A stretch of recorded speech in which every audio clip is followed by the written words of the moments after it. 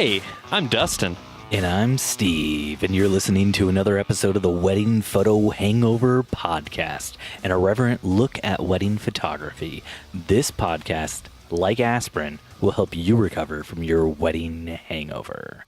Dustin, first up on the docket tonight, we're gonna go through something we haven't done in a very, very long time. Dustin, what are you drinking?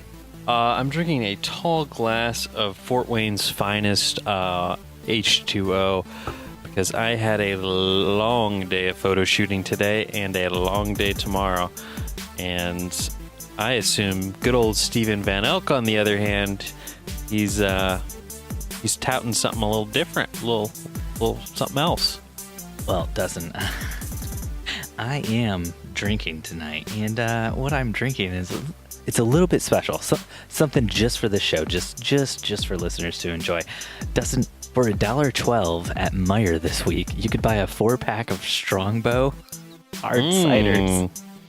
So I did, and the cans are tiny. As you can see, I'm holding one up to you. I'll post one in our Instagram or something. That's like cherry flavored Strongbow. Yes. So I've got all 4 that come in the 4-pack in front of me, and tonight, as we're recording the podcast, I'm going to be drinking them. So the first one is called Cherry Blossom. The second one I'll do is the Gold Apple, followed by the Rosé Apple, and I'm going to finish it off with the Artisanal Blend. Now, I'm going from 4.5% alcohol by volume to 6% alcohol by volume by the end. So, these are tiny. They're just 5.1 fluid ounces each. So, with all 4 of them, it's really like 20 ounces of cider. Yeah, it's less than 2 beers. So, let's get this started. Sounds like this product launch was... Are you gonna say something? Are you gonna say something? I can edit where the sound goes of the can in post, so you can just keep talking, buddy. It sounds like this is a product launch just in time for The Bachelorette coming back. Oh, and I'm so excited about watching that Bachelorette. I know you are, Steve. Huge fan. But I know you guys are now that cherry blossom has hit my tongue, and I got to tell you, Dustin, it is very sweet and very sugary. Oh boy, diabetes coming at me fast. So I know you listeners out there coming in off a high, if you will, of listening to Stephen and I speaking with the fine fellas over at the Wedding Photographers United podcast. And I messed that up. What? Last week in our intro, I referred to them as the Wedding Photographers United podcast, but it's just Wedding Photographers Unite. And during the intro, I said both Wedding Photographers United and Wedding Photographers Unite. Like I went both ways because I was uncertain at the time. Really screwed that one up. All right. So the first thing we wanted to address, a little bit of follow-up trademark John Siracusa, the Q&A question we did with Wedding Photographers Unite. So the question was about an Uncle Bob who's capturing a wedding that you were hired to capture. And during the question, it was a female saying that there's an Uncle Bob shooting the wedding and that the Uncle Bob had toilet paper on his shoe, and wedding guests were coming up to her and saying to her that her boss had toilet paper on his shoe. And one thing we did not get into at all in our last episode was the inherent sexism involved in that question. And, as for white dudes, we're probably not the best people to dig into any sort of sexism or any other issue that impacts a minority anywhere. I mean, being a woman really isn't a minority. They're just treated poorly compared to men. But Dustin and I, we are gluttons for punishment. And I especially love getting DMs telling us that we have no idea what we're talking about. So this is true. Let's dig into it, Dustin. Sure. What is there to dig into, Stephen? Oh, just that it's so terrible that people who are guests at a wedding see a man shooting photos at a wedding who is, just a friend, relative, whatever, and they assume he's the contracted, hired photographer. And not only that, but they assume that if there's a woman there shooting the wedding at the same time, that the woman is under the employ of the man. See, I would have to disagree with you. And I think I made this point last week on the podcast, which is no matter who I bring with me, if they are female, and this could be just our market here in Fort Wayne, but they always assume the female is the one in charge. And I'm just that husband carrying gear around with me. So I actually enjoy bringing a female photographer along with me, whether it be my wife or an assistant or whomever, because people always assume she's in charge and then I don't have to deal with anything. Aw, I love how gender forward the Fort Wayne area is. It's very progressive here. Yeah. Very progressive. So I shoot a lot of weddings in Indianapolis, most of the time with my wife, and people, even though the name of our company that we typically shoot under is Jennifer Van Elk Photography, they typically assume that I am in charge and I am the boss. Could be the vest. You wear that really sexy vest to weddings, and I think that just sort of eludes this sense of authority. I'm not going to argue with that at all. I do dress well. I dress to impress. Could be the shoes too. The shoes in combination with the vest. Yeah, I mean, is this when I'm wearing my driving loafers, or is this after I've taken them off? The driving loafers. That is true. You take them off and walk around barefoot for a good chunk of the day. But when you have those on and they smell the little sense of Italy come from your loafers, because they're handcrafted by an Italian monk from Tuscany. I don't know if those of you out there know this, but Steve has an affinity for driving loafers. So before we get too deep into the weeds on my good shoes, that only cost like $10 on Amazon. They're not that good. Cheap monks. Cheap monks. Just want to go ahead and say, if you are a female and you are shooting a wedding and people come up to you and say that the Uncle Bob they think is your boss, I think, we're kind of trying to answer the question of how do I approach that situation saying he's not my boss and I don't feel comfortable telling him without being rude. But I think that's one of those situations where you just got to be rude a little bit because you need to push people and make them kind of realize that just because you're a woman, it doesn't mean that you're not capable of running the show, of being the person in charge. Like, it just blew my mind, like, that people just assumed, like, ugh. I don't think, I think you're reading into this the wrong way, Stephen. I think you're reading into this as a sexist issue, and I think it's more of an ageist issue, that because he was older than her, they assumed he must be the one in charge. Well, I don't know her age, and I also don't know his age, so I can't read the ageism into it. Well, I just know the genders. You have to use the imagination and just imagine you're there. So we're entering into Pull Mr. back the Megorium's veil. Wonder Emporium. Jump right into the Imaginarium. Here we are. What's up? Boom. Hey there. I guess I just think of an Uncle Anjabob as someone who's a little bit older. I feel like that stereotype is going to be someone that's older than I am. Now, in a few years, that might be different. When you say uncle, I can understand you saying that.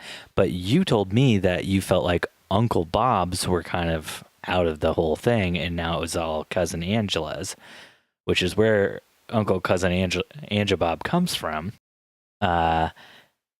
So I'm asking you now, Dustin, like, do you typically find yourself confronted with Uncle Bob's or Cousin Angela's at weddings? Trying to think the last few weddings we've been at, who our competition has been. Because I think most of the Uncle Bob's now have iPads. Mm-hmm. I would agree with that. When I see someone with a DSLR, I typically think they're younger.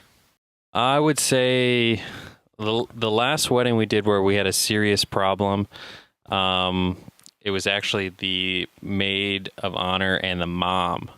And that was a point and shoot and a iPhone. That was a nightmare in its own regard. You didn't just hand them your DSLR and say, well, go to town. You guys are getting all the best shots anyway. Well, I kind of want to save this for a topic all on its own that we didn't get to last week. So I'll save my juicy story for another right. conundrum I had. Dustin, do you want to move us to our next point of follow-up? So without further ado, let's cross over into the drone zone.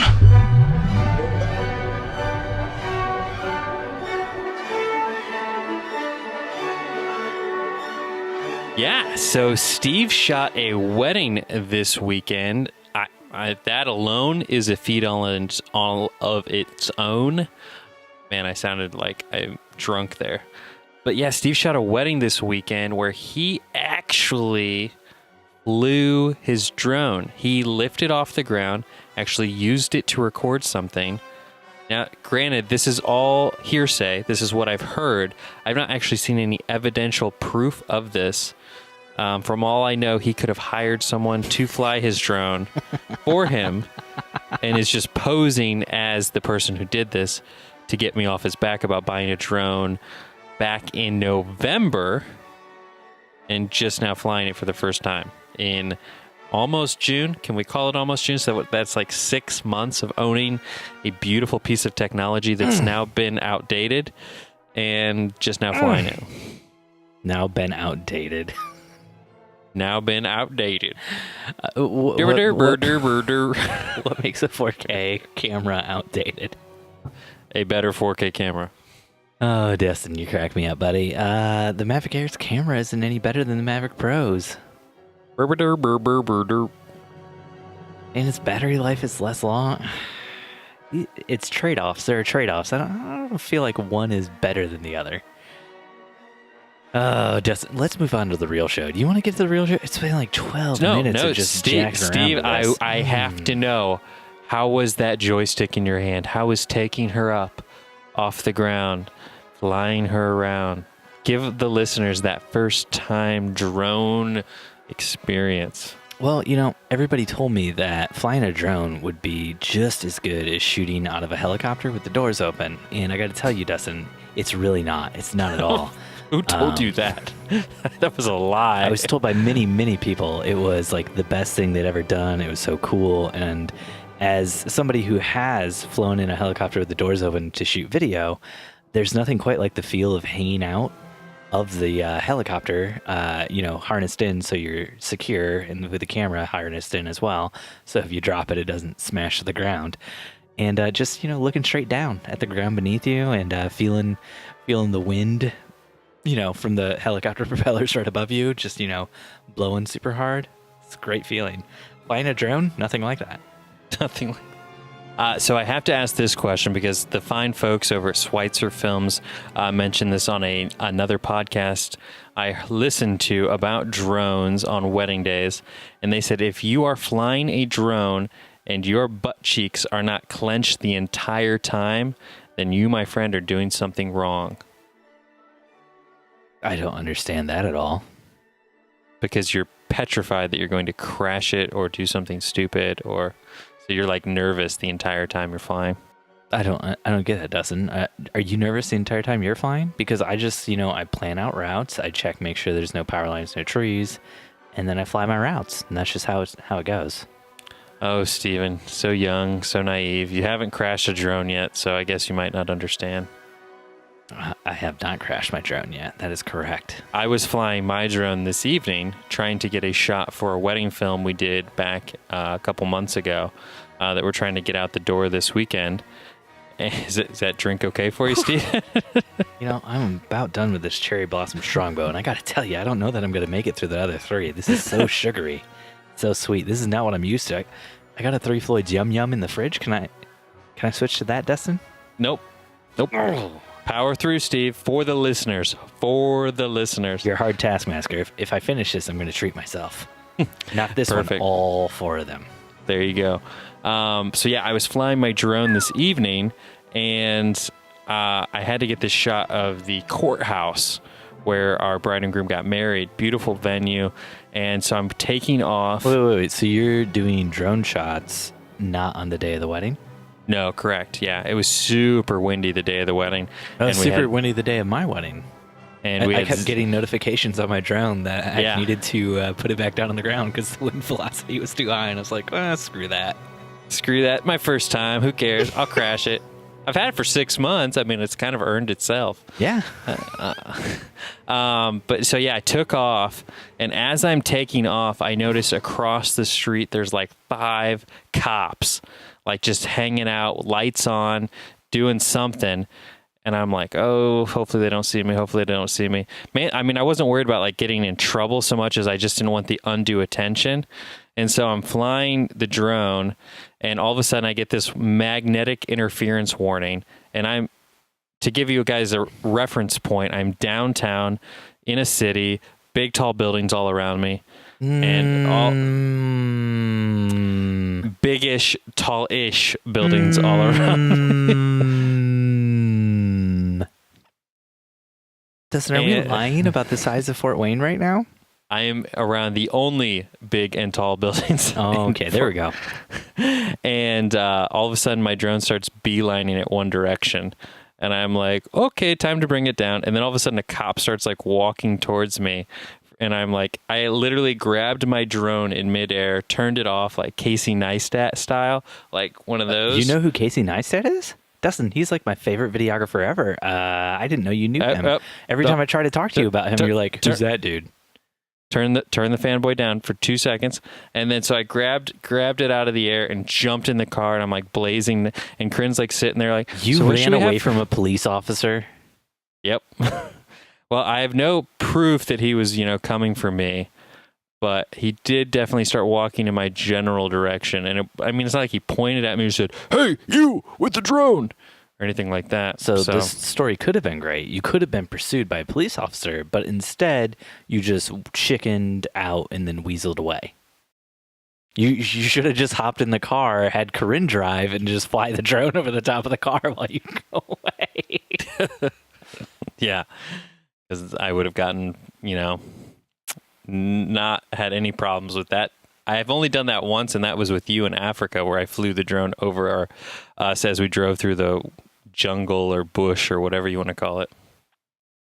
Yeah, that was a fun time. You can check out that video on our YouTube, because Dustin doesn't have a YouTube for his big burrito company.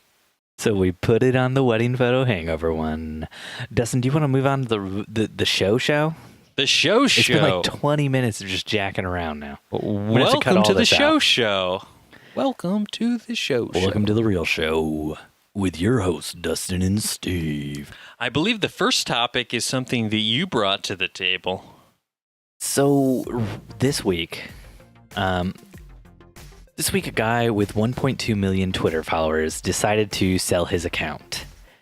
And being the savvy Twitter person that I am, I immediately DM'd the guy and said that I would give him $5 for his account with 1.2 million followers. And Dustin, I know you can look at the show notes and you can see how much he counter-offered with. Yeah. But Dustin, what would you expect somebody to try to sell 1.2 million Twitter followers for?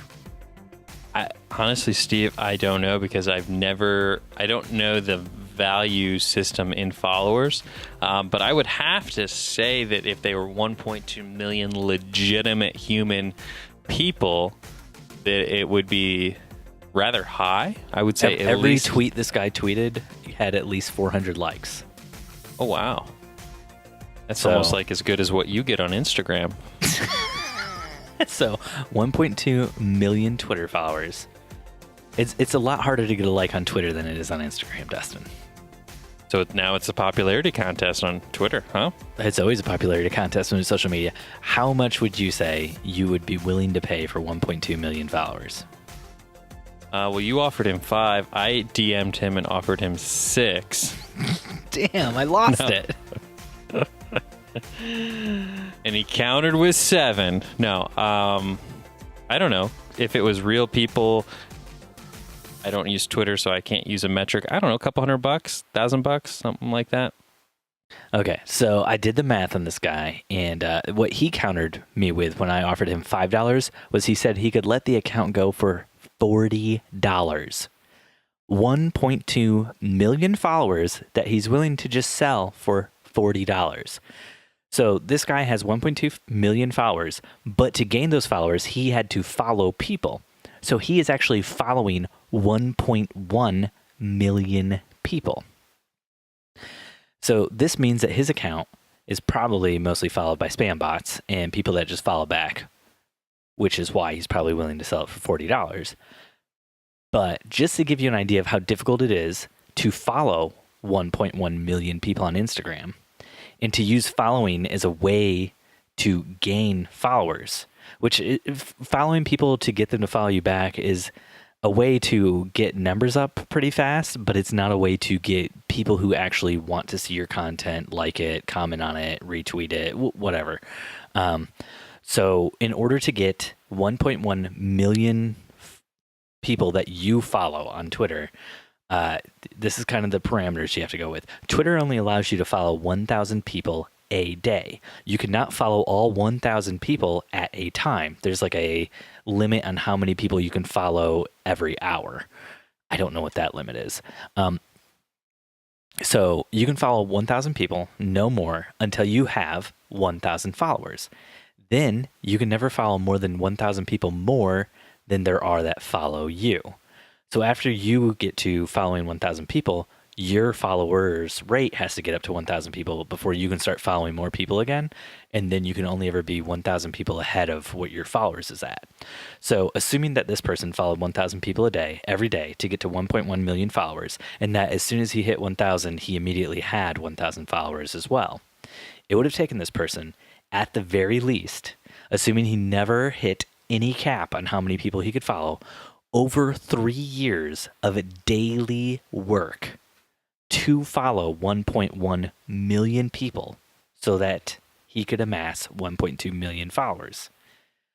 So for 3 years, every single day, either he is following 1,000 people every day, or he has some sort of spam bot thing that he is like paying for, or that he built and is running with his electricity and stuff that is following these people.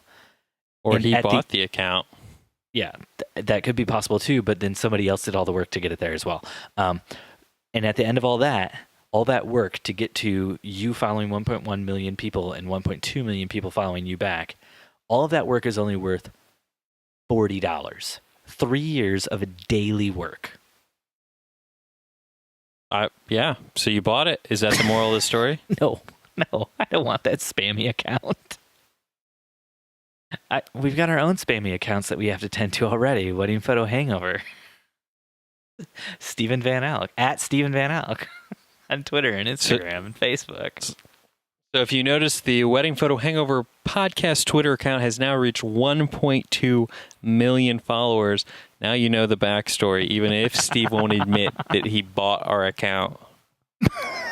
We would have lost all of our good followers that we already have. Quality people. You can't just, isn't there a way to roll them in together? Just a little burrito? I wish, but I don't know that there is. Like if you become president of the United States of America, there's a way that they can roll it in, as we saw when the presidents transitioned this last time. But for like normal people, I don't think they do stuff like that. They would if you had 1.2 million followers. I doubt it. Hotel accommodations for out-of-town weddings. Dustin, you added this to the show notes. Yeah, so I have a wedding coming up in a couple weeks, and forgive me if I've already talked about this, but it is in good old New York of City, and I'm bringing along a female second shooter, and she waited until recently to inform her husband that we only have one hotel room, even though I specifically asked her to talk to him about this previously. So I wanted to get your feedback, Steve, on co-ed hotel room sharing. See where you stood on this. Maybe if any listeners out there want to share their thoughts on this.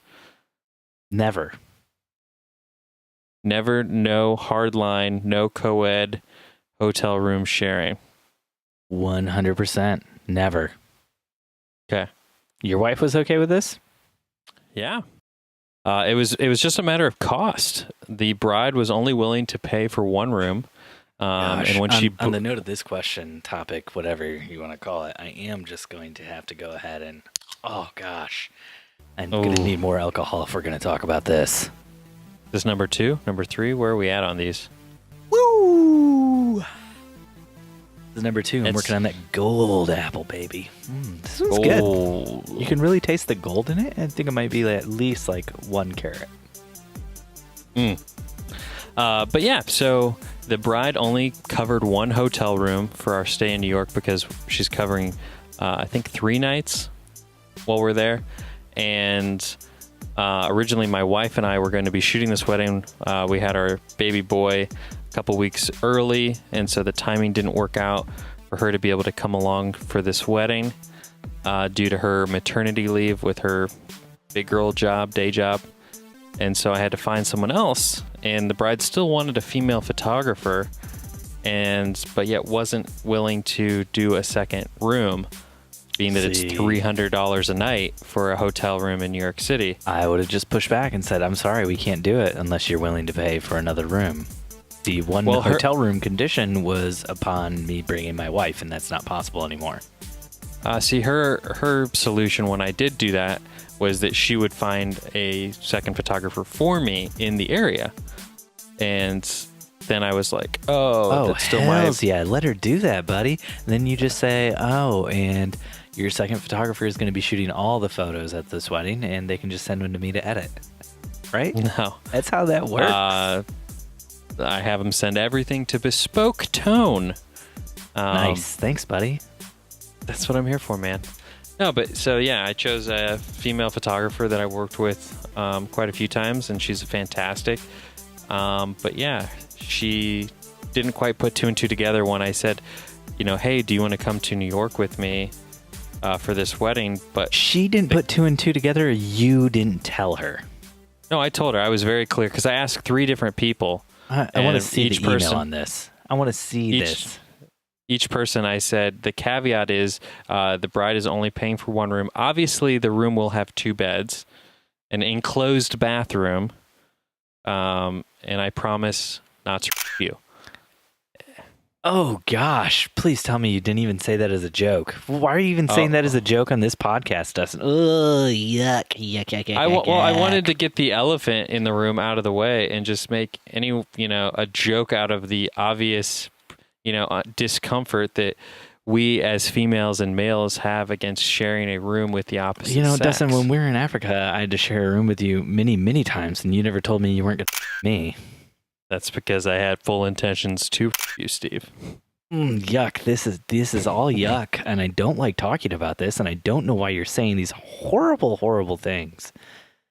Oh, Steven. But Dustin, we can't do this. Oh, gosh, Dustin. Oh, no. Oh, you're causing me to do this, Dustin. You already finished the other one? No, but I'm going to drink them both at the same time to try to get these thoughts out of my head.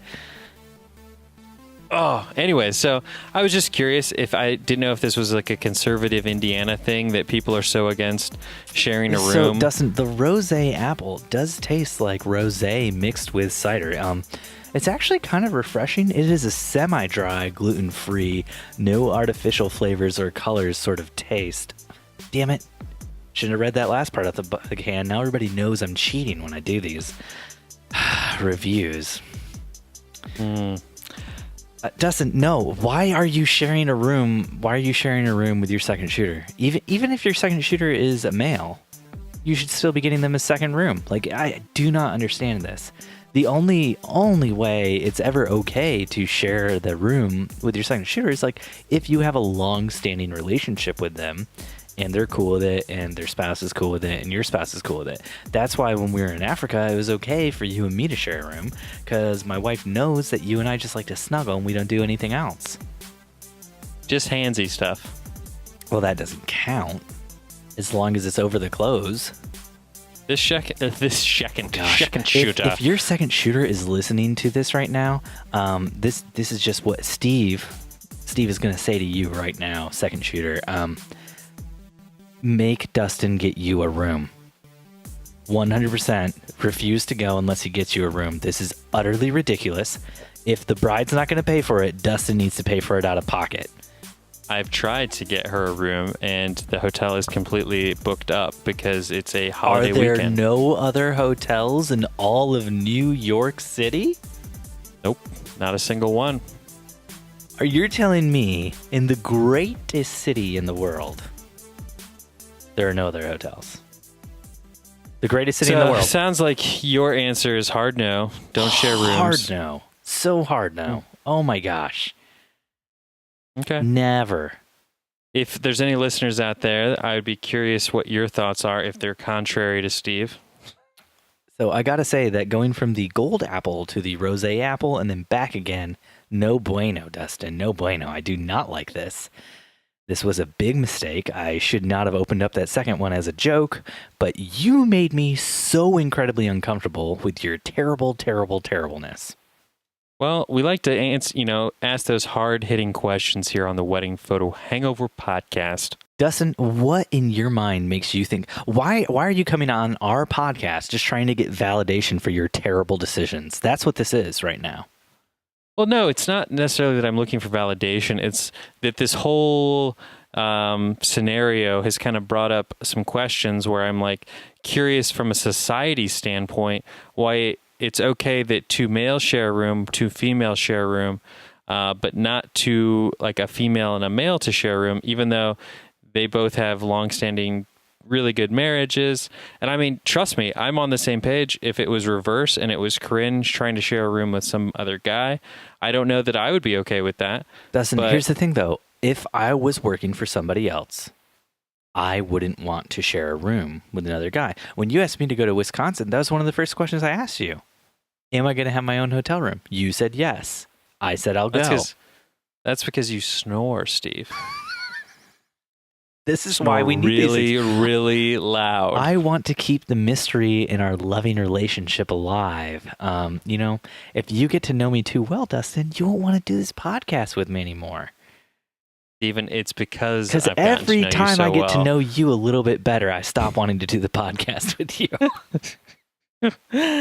Oh, Steven. If this podcast isn't a good example of why I don't want to do this podcast with you, I don't know what is. Oh. That's kind of like an enigma. Edward Enigma. But yeah, I was just kind of curious. So that's the... Riddle me this, Batman. Would you share a room with somebody of the same sex as you? Yes, absolutely. I've shared a room with... Would you share a room with somebody of the opposite sex of you? Yes. Have you done this before? I have not shared I don't believe I've shared a room with someone of the opposite sex. So can I ask you, why have you not shared a room with somebody of the opposite sex before now? And that's what I'm curious about. I'm curious about if other people have, if this is something that's just completely like a red line that no one in the entire world crosses, or if this is something that's just more of a conservative belief, or where we fall with this. I don't feel like it's a conservative belief, but I don't know because I'm from the Midwest, which is very conservative. Exactly. See, you and I were raised very conservatively. But Dustin, I have watched When Harry Met Sally, and I have watched it several times. And I do know from watching that movie that men and women can't be friends. So... See, some of my best friends are all female. The only female friends I have are the great listeners of this podcast. But yeah, I don't know. It's just, I did a wedding a while back where I was working for a videographer, and all of a sudden we were shooting the wedding. It was like 1 a.m. He's like, I'm just going to get a hotel. And he just got like one room, and it was like 3 of us, and he slept on the floor. And then the other guy slept in one bed, and I slept in one bed. See, I feel like that's very dude bro to be like, yeah, we'll just get one room and I'll sleep on the floor, and like the other 2 dudes can sleep in those beds. I feel like if you're trying to run a business that looks semi-professional, like it's a hotel room for each person.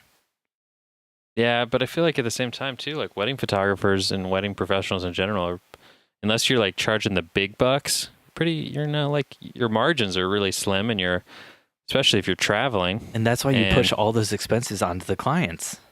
Your margins are slim, so you push those expenses on the clients. The bride is already paying for the room. I gotta and the ask flights. you, why does the second shooter need to be there for 3 days? Is it a 3-day wedding? She doesn't need to be there for all 3 days, but it was just, I guess that's not something I really took into the equation. It was just, I was going for 3 days. She asked when I wanted to fly in and when I wanted to fly out, and she was going to cover the entire trip. So fly your second shooter in the day of the wedding. There will be no mistakes there. Nothing will go wrong. And then have your second shooter take a red eye back home when it's over. I'll let her know your strategy there. Oh gosh. So I mean, if your second shooter's uncomfortable with this, what are you gonna do? She's not uncomfortable with it. The problem is her husband is uncomfortable with it. And being that I'm friends with said husband. Being I live in a very conservative area, I'm going to go ahead and say that if she says her husband's uncomfortable with it, in the Bible, we are told that a man and a woman, when they come together, they become one flesh, one person. So when she says her husband's uncomfortable with it, in Bible Belt terms, that means they're both uncomfortable with it. It's a group decision at that point. Obviously, you don't know this couple very well. I would say most couples, when they say my spouse is uncomfortable with it, they're really just saying, I don't want to tell you I'm uncomfortable with it, so I'm going to push it off on my spouse and let them take the heat. No, because I've talked to her husband about it tonight. That's my my current, let's not call it a conundrum, my current scenario. We could call it a dilemma. That makes sense. Dilemma. We could also call it a big cluster cuss that Dustin got himself into. Yeah, that's true. That he knows the answer to, but he's pretending like he doesn't. The answer is I should have just brought Steve. That is the answer. I should have just brought Steve. That is the answer. I mean, I'm the bride specifically requested a female, and I am no female, but a wig, and that's all I would have needed. Could have still wore the vest and tie. Those curly locks, Steve, aren't high. They're not fooling anyone. Here it comes. Here it comes. Oh, there it was. Yeah, guys, I'm onto that artisanal blend now because Dustin's just making me all kinds of uncomfortable tonight. It's not so much that I'm uncomfortable personally, it's that I'm thinking about you, our great listeners, and thinking about how uncomfortable some of you might be feeling listening to Dustin's horrible words, the horrible words coming out of his mouth tonight. And just knowing that I'm going to have to edit almost everything out. It's 40 minutes that we have wasted now. It's probably going to come out to like 10 minutes in post. Perfect. Constructive criticism. Do we give it? Do we ask for it? Dustin, that artisanal blend is very, very good. It puts the other three to shame. Now, it could just be tasting good because I have drank the other three already now, and I might be feeling it a little bit. I'm concerned that you drank the other three so fast. Well, Dustin, I'm going to let you in on a secret. The uncomfortableness of your words led me to open two of them as jokes. So I do have three half-drink ones at this point. Are you saying that I'm causing you to have a drinking problem? Yes, 100%, Dustin. This is your fault. I don't have a problem. I do. Wait, I want to rephrase that. I do have a problem, and my problem is you. Constructive criticism. Do you give it? Do you ask for it? What are your thoughts? That is my topic that I put into the show notes. Let me just go ahead. Something I've been seeing on some of the shadier Facebook groups that I am in. As I look for the good dark questions. web. Yeah, the dark Facebooks that I'm in. While I look for questions that we can talk about on this show. MySpace. Yeah. One of the things I've been seeing in a lot of them is people will post photos and be like, "Hey, this is a wedding I shot. It was my first wedding." And then other people will just comment back and like they didn't say, "What do you think?" They didn't say, "Give me feedback." They didn't say, "Help me get better."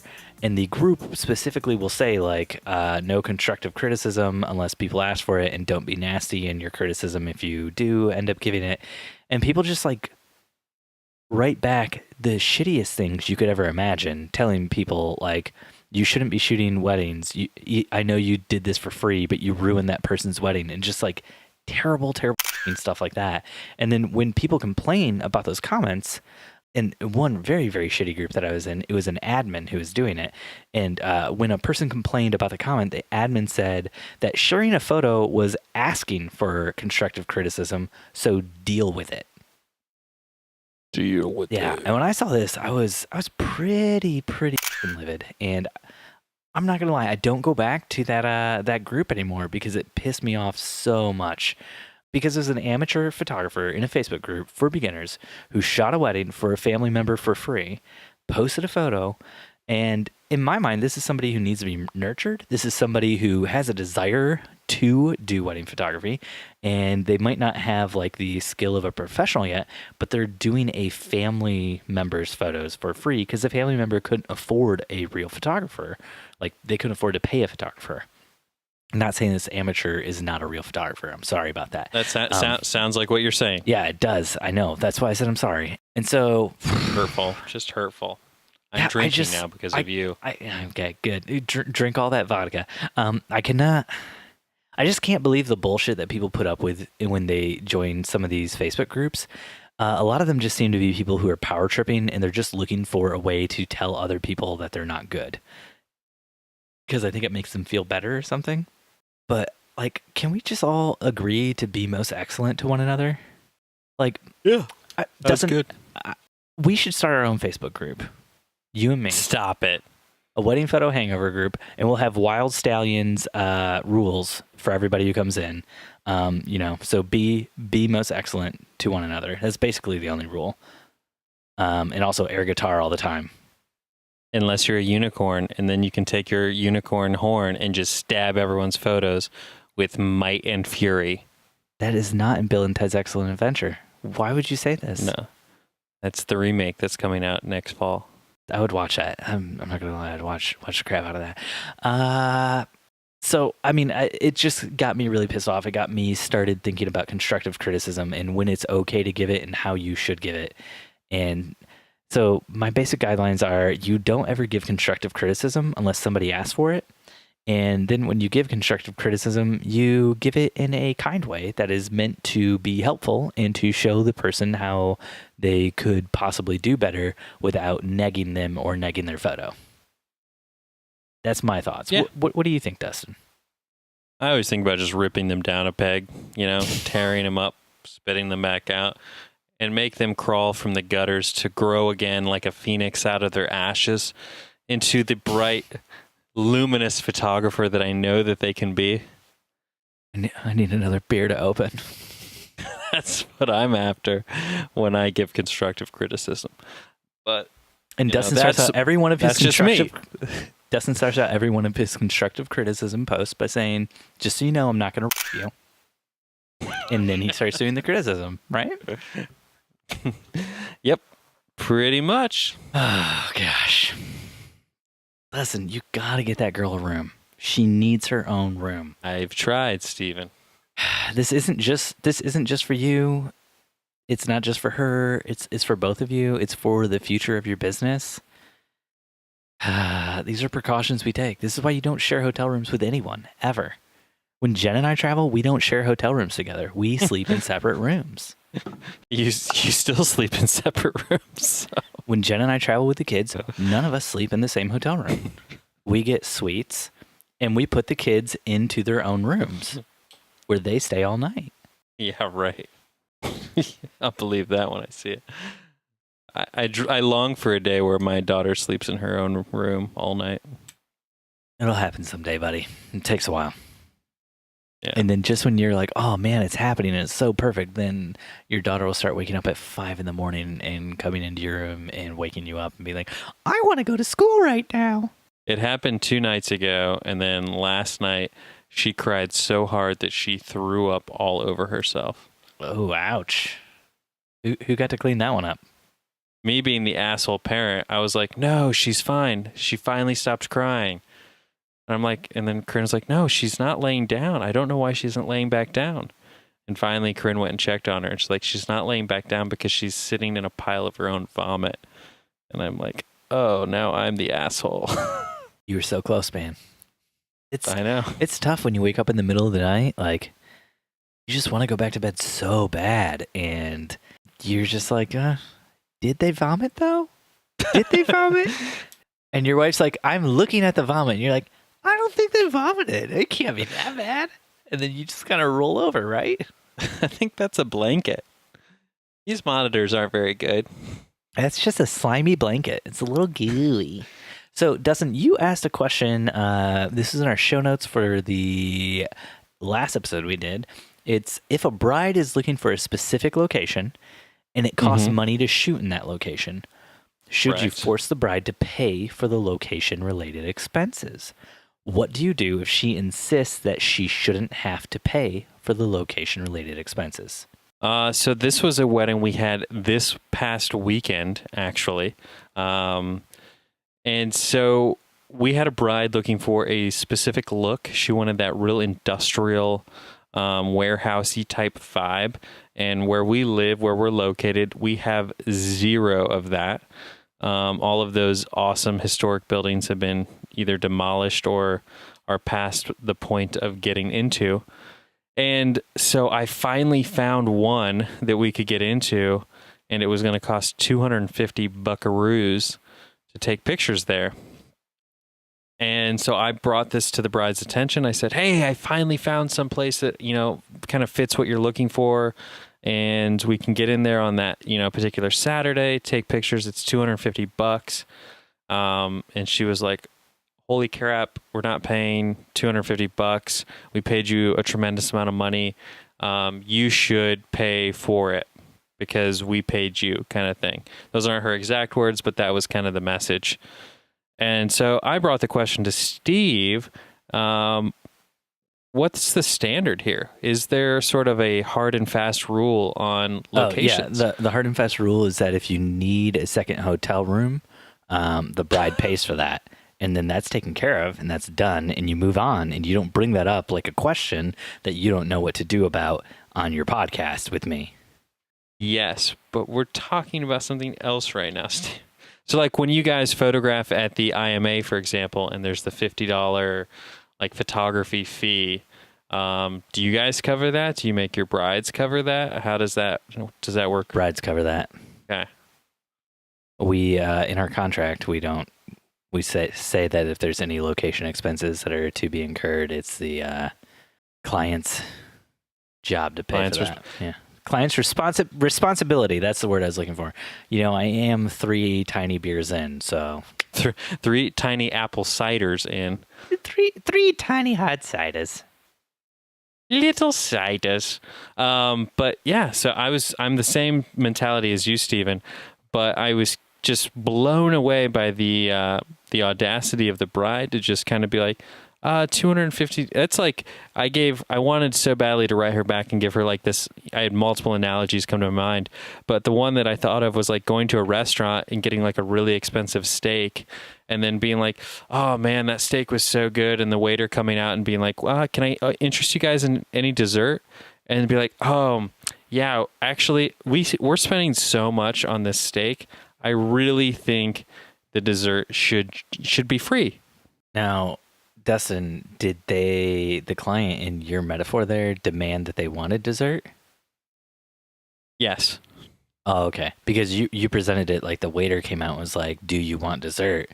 And I was just thinking maybe for your analogy, did you say to your couple, do you want this location? And they didn't actually ask for it. Is that where you're going with this? Are you lying to me right now? Is this whole thing a lie? No. Are we living in the Matrix? Are we in the real world? Which pill do I take to get out of this? I knew you were going to the Matrix. You always go to the Matrix. You always go to the Matrix. Neo, come back to me. Bend the spoon. Will unlock the door. You are a rabbit. A white rabbit. Okay. Anyways. Now we're getting into Alice in Wonderland.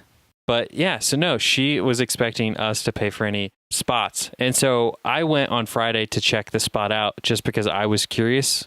And I had already kind of gone down the rabbit hole of like checking into it, getting information. And then it was supposed to rain on Saturday. So long story short, I went ahead and paid for it out of my own pocket and reserved it because A, it was a super sweet location. B, I knew the bride would be over the moon about the location. C, if it did rain, we had an indoor spot to photograph that no one else I'd be. Was the bride over the moon, or was the bride just kind of like, this is what I expected you to pay for it? I don't know. It was weird. They were so intoxicated by the time we got there that I'm really not sure I can accurately judge her emotional stability. Did she cry? No. Yeah, not a home run then, buddy. She expected that. You gave her what she expected. I gave her what she expected, but... Hey there, Wedding Photo Hangover listeners. If you're looking for another wedding podcast, come check out Weddings for Real by me, Megan Gillikin. I've been a wedding planner for over 10 years, so I know all about the wedding hangover, and I've also got some amazing and hilarious stories to tell. So come join me as I interview photographers, fellow planners, DJs, videographers, and other wedding vendors about this crazy and one-of-a-kind industry. That's Weddings for Real, which you can find on iTunes, Spotify, Stitcher, or wherever you get your podcasts. Let's do some Q&A. But Steve. Jennifer from the Facebook groups. I had one of the worst experiences ever while photographing a wedding over the weekend. During the reception, one of the bridesmaids and a guest, who I later learned was the bride's aunt, took it upon themselves to move the cake. While the coordinator and myself are standing there in total shock and disbelief, the bridesmaid mumbles something about the aunt being pushy. The aunt, seeing my reaction to that comment, came right over to me and got in my face. And she's telling me that she's a wedding coordinator and that the cake will photograph better where she put it.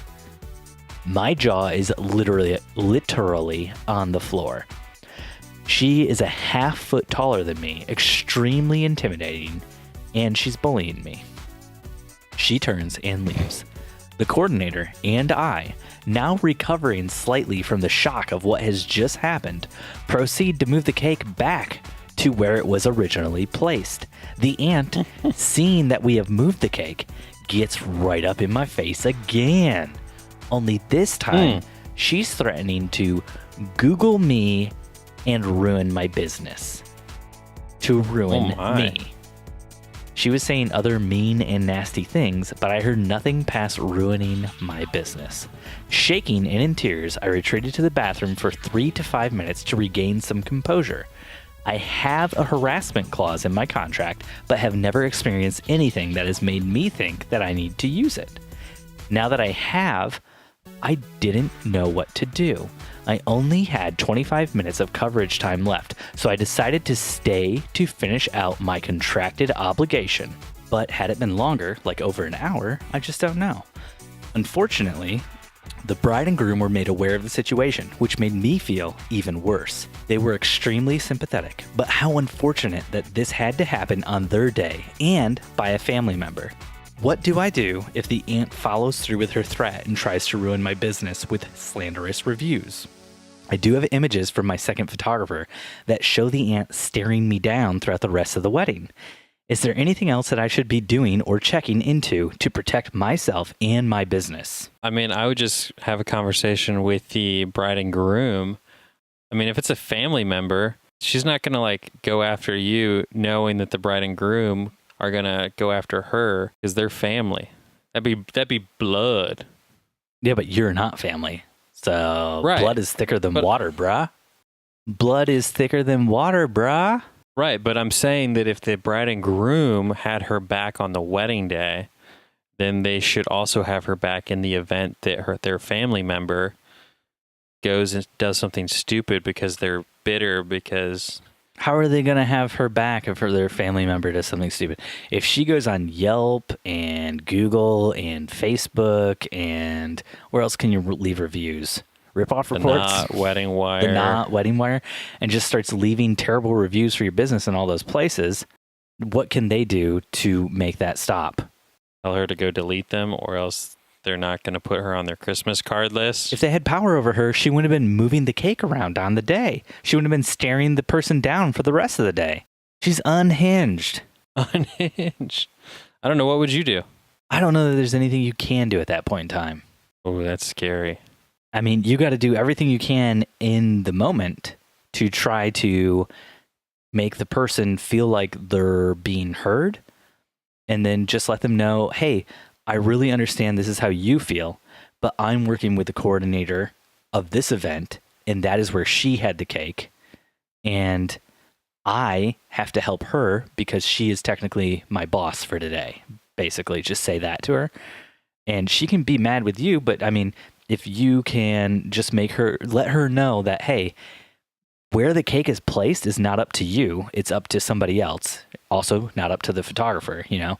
It's up to the bride and groom, or it's up to the day of coordinator, of the wedding planner, or somebody else, you can take the heat off yourself. I'm not saying it's good to push the heat onto the day of coordinator, or the wedding planner, or onto the bride and groom. But the thing with the wedding day is it's not like they were doing family photos or something like that and the aunt got up in her face. This was where the cake was going to be placed. That's something that would be planned out by the catering staff or the servers or the venue. It's not planned out by the bride's aunt. That should never be her decision. And it's also not planned out by the photographer. The photographer doesn't go around moving cakes typically. So if a photographer is moving a cake, it's probably, especially if she was doing it with the coordinator, at the coordinator's behest. Typically, I have moved my fair share of cakes. In fact, I just moved a cake this weekend. Really? How'd that go? Did you drop it? No, it was a small cake, like a 3-tier, small one. And I don't know, it's an awkward shaped venue where it's 2 separate rooms with sort of this, area in the middle that kind of connects the 2 rooms. And they put the cake and like a dessert table in that middle room. And then they were going to go cut the cake in this middle room out of the eyesight of everybody at the wedding. And so I was like, why don't we just move the cake into the dance floor so that everyone can see you? Mm-hmm. And they're like, oh yeah, that makes a lot of sense. Now, was there no serving staff, wait staff, no day of coordinator, no wedding planner, no catering staff there? This is Fort Wayne. This is Fort Wayne, Steve. Not your big city. Because that really, oh man, that is not something I would ever do. In the past, when Jen and I have seen that, like, the cake was in a place where it should not be for photography reasons or other things, we've talked to somebody who would be in charge of the cake. Jen and I don't ever move a cake because the cake, you can't destroy a cake. Like, that's huge, dude. I just kind of roll in and I'm like, cake, I move that shit. What? If you are listening and Dustin has ever shot your wedding, keep in mind he probably moved your cake. So if there is a flaw with it, feel free to write your complaints straight to Dustin_McKibben at AOL.com. Wedding Photo Hangover Podcast. That's okay with me if they want to write to the podcast account. All right, moving on, moving up, moving forward. What's up next, Steve? How do you protect yourself from bad reviews? You don't. Nancy from the Facebook groups. This is from a wedding inquiry. After asking price and availability, I received this message. OBTW. I would like to edit the photos myself. Is that okay with you? I responded that I don't give out raw files. The person then said, how about you do your own edit, but I still want all the raw files. Is that okay with you? I have my own preset and I want the photos to match my feed and brand. That's all. Also, I wanted to ask, what are the worst repercussions? This is not the person asking this. This is the person writing the question now, not what the bride said to her anymore. And she says, also, I wanted to ask, what are the worst repercussions of sharing my raw files with this client? Especially if I separate myself from the job entirely and lose all marketing value from it in exchange for money. I am super aware that giving out raw files is a big no-no because of industry standard, etc. But what if I could get her to choose specific files she wants raw and make sure she doesn't tag me in them at extra cost? Or I call the whole wedding and give them to her at really high additional cost, like an additional $1,000. What would you do or say? Well, it kind of sounds like it's not a wedding client. It sounds like it's more of someone looking for pictures for their Instagram account, like social media photos. Yeah, but it was from a wedding inquiry that was at the top of what I read off to you from Nancy on the Facebooks. Well, I guess I don't know. Maybe my brides are more simpletons, but I don't know many brides who are concerned about the look of their wedding photos in their feeds. I'm assuming this would be more like the person who you said asked you if they could get a discount if they shared all of the photos you took at their wedding on their Instagram and plugged your business. I'm assuming it's somebody like that. I would just stay away from those kind of people altogether. Anyone who's got over 10,000 followers on Instagram, I wouldn't want to shoot their wedding. Dustin, you have over 10,000 followers on Instagram. Wouldn't want to shoot my own wedding. Not Dustin_McKibben, just Dustin and Corinne. Dustin_McKibben is the best kept secret. The best kept secret. So, Dustin. So, Steven. Do you ever give raw files out? No. What are the worst repercussions of sharing raw files? That they're going to edit themselves, post it online, and someone somewhere is going to be like, oh my gosh, like, what was their photographer thinking when he edited that? Which I know is petty. And now, Dustin, as somebody who sends all of their photos out to be edited by somebody else, why would you necessarily think people are looking at it and saying, what was the photographer thinking when they edited? Because even though I outsource my editing, Steven, it's still a reflection of my brand. But when you hand the raw files over, you're wiping your hands of the editing. Yeah, but the person who sees them posted on Facebook or Instagram doesn't know that. So would you then say, hey, if you post to Instagram or Facebook, don't tag me? Or put a disclaimer at the bottom that says edited by me. I know several photographers who will do like trades for like headshots or family photos. And they might have a different editing style than the photographer that they hire. And they'll give the raw files over. I've given raw files over in that sense because I know photographers, that have a certain editing style that I don't. And I more care about our relationship with them than I do about, me getting publicity out of them for shooting their photos. And a lot of times they'll post taken by Dustin, but edited by me or something of that nature. Photos taken by Dustin, edited by me. Like that? I feel like the audio of that isn't going to come across as good as the facial reenactment of what you just did. It was some true Shakespearean. So what Dustin's getting at is when you say everything like that it was, being shot by Dustin, you're looking one way and you're looking super serious. But then when you say edited by me, you look straight up at the camera or the person you're talking to with a goofy grin on your face. That was all the good acting that I was doing there. We should start live streaming these chats, brah. Brah? Yeah. Dustin, would you consider culling a whole wedding and then giving those photos, the culled wedding photos, to the client at a really high additional cost, like $1,000? You're losing all marketing value. Yeah, I think I would for a high additional cost. We do the same thing for video. We'll give the raw footage from video to a bride as an a la carte item, as an add-on that they can pay for if they want.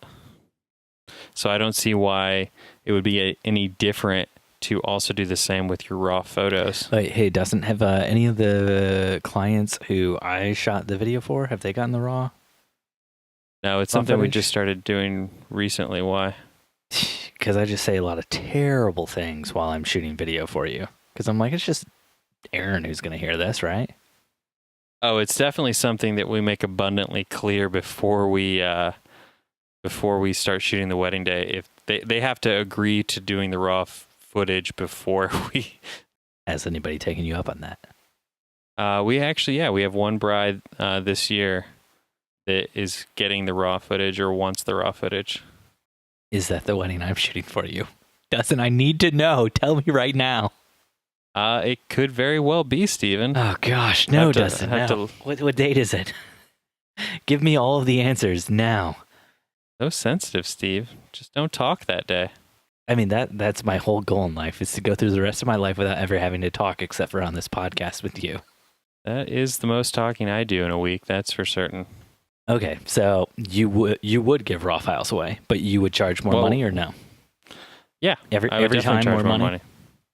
More money. You're every okay with day, that? all day. Would you recommend? I got kids to feed. Would you recommend other photographers do raw files and charge more money? That's totally their prerogative. No. People listen to this podcast because they want to know, what would Dustin McKibben do if he were here right now? I He'd just make told a you what plan I and he'd would follow do. through. That's what Dustin McKibben would do. When Dustin McKibben was in the Alps fighting grizzly bears, he used his magic fire breath to save the maidens fair. What is this madness? It's the South Park song, What Would Brian Boitano Do? Come on. All From right, South I don't have Park, time Bigger, for Longer, TV. and Uncut. It was a movie. I forget you're younger than me, so you're probably too young to watch South Park back when that was a movie. It's cool. Correct. It's cool. Yeah. So what would you recommend photographers who listen to our Good podcast? What would you say they should do? Should they give those raw files away for more money or not, or what? I mean, I guess, yeah, $1,000 extra. Why not? Most 9 out of 10 brides aren't going to be able to even open a raw file. So I guess I don't see the harm in giving them something that is literally unusable to them, especially if they are willing to pay good money for it. Like in the context of this question, it was, this person has their own preset. They want to edit them on their own, and the preset will match their feed and brand. So this person definitely knows how to open a raw file and has the software for it. Correct. Yeah. I'm saying in a broader sense. Most of I'd your be more clients than- aren't going to ask this. I get it. But you feel okay with just losing the marketing value? Is the marketing value from a wedding worth like $1,000? I don't see why you can't post on Instagram and Facebook before you hand over the raw photos, thus giving you marketing value. Cool. I mean, if you can post before they get their photos. So I think what Dustin's getting at here is to go ahead, make an agreement with them that you're allowed to edit all the photos and share them the way you want, but that the raw files are going to cost them more money if they want to edit them to look the way that they want. So that way you don't lose marketing value from it, but you're still also making more bang for that buck, right? More bang for that buck because I'm I think hangry. Yeah, no, I think I used that wrong. I think more bang for your buck is when you get more for the same amount of money or less. But yeah, you're going to make more money, and you're still doing the same amount of work though. So that kind of sucks. It'd be nice if you could do less work and make more money, but whatevs. Then you lose that marketing value. Dustin, how quickly do you think that bride is going to get those photos turned around if you say you'll give her the raw files, but you want to get yours done first? Or would you just give her the raw files and then it's like a race and boom, you're on? Off to the races. Go, Dustin. Yeah. Go. Well, it's kind of like that event you and I shot a couple weeks ago. Actually, it's not really like that at all, but it's sort of... No, it is kind of like that because you were doing a video for a company that was at the event, but the event itself had 2 different companies there doing videos of the event. So you were kind of in a race because you were trying to do a video for a company there while 2 different people were trying to get their videos done and put out for the event itself. And you know that if those 2 people get their videos done and put out first, that then people won't be as enthused about the video you made for that company that was there, right? Yep, which is what happened. He got his video done literally the next day. Not saying his is better or worse than ours. They're very different videos. Mm-hmm. I'm not going to say we stole any shots off of his video from YouTube. They're very different videos. Dustin, did you steal shots off of his video from YouTube? No. We joked about it, though. I mean, typically with those sorts of things, you do have to get the video turned around really fast if you're shooting for the event itself. Most events will want a video like the next day, which is terrible if you're actually trying to shoot and edit something. But I typically tell people I can't get it done any sooner than a week. Yeah, because Steven Van Elk is crazy.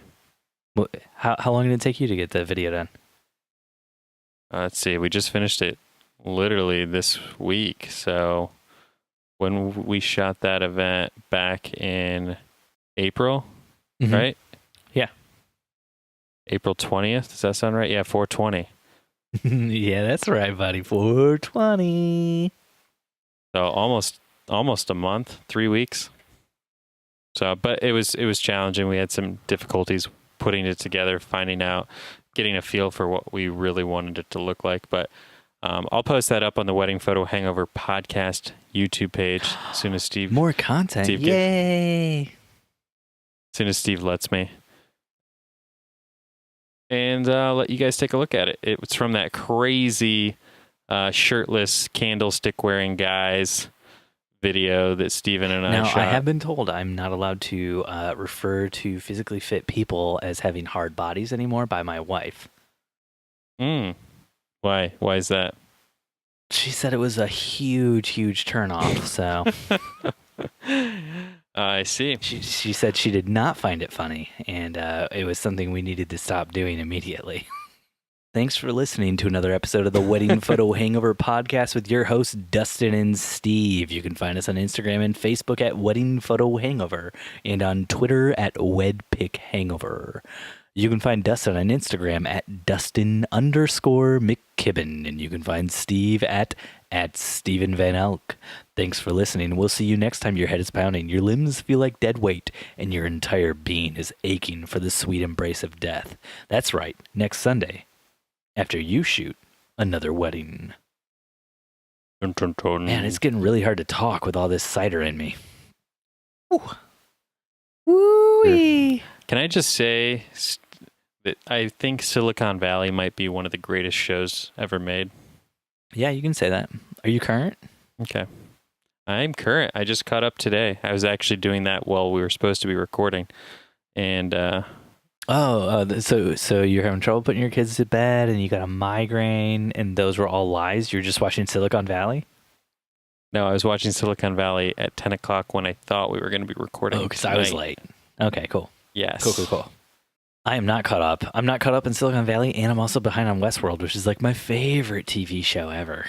I haven't started Westworld yet. So good, buddy. But the character development that they've done on Richard this season is just so funny. Like just where they've taken him. So that's all you're watching right now? Just Silicon Valley? What about those Netflix shows you're trying to get me into? Silicon Valley, and I finished yesterday morning, I believe. I finished Lost in Space. How's that? It's hard because the nostalgic little boy in me that grew up watching Lost in Space is having trouble with this adapted, totally different spin on that world. Yeah. But at the same time, I love the elements to it. I love the writing. I was just gonna watch it with Ian, and he got too scared. So we watched the first 3 Harry Potter movies, and we started the first Star Wars movie. And by the first, I mean the first / the fourth.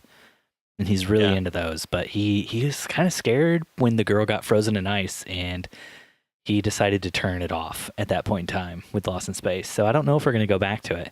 I wasn't really that into it because like the dad kind of seemed like a huge a-hole. So yeah, it's definitely one of those shows you kind of have to stick with because it gets better. The dad starts having emotions and treating people like human beings instead of like soldiers at some point in time, I assume. I'm never going to watch this unless Ian wants to watch it, and I don't think he wants to watch it. So it's pretty scary. I don't know if I would let him. I mean, he is watching Star Wars where Darth Vader snaps somebody's neck with his hand, which I totally had just in my mind completely forgot about. But like Darth Vader's literally holding up a rebel in the spaceship, and then you hear not like Force holding him up. He's like holding him up just with one hand out. Like Darth Vader was swole. Underneath that suit was one hard body. Oh, there it is. There it is, ladies and gentlemen.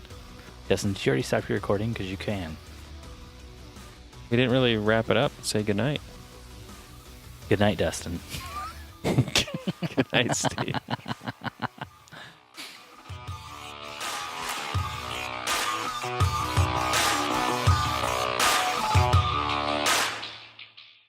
Oh, boy. Wedding Photo Hangover is edited by Steve Van Elk from Bespoke Tone. you can hit up Bespoke Tone for all of your photo, video, or audio editing needs. Woo-wee.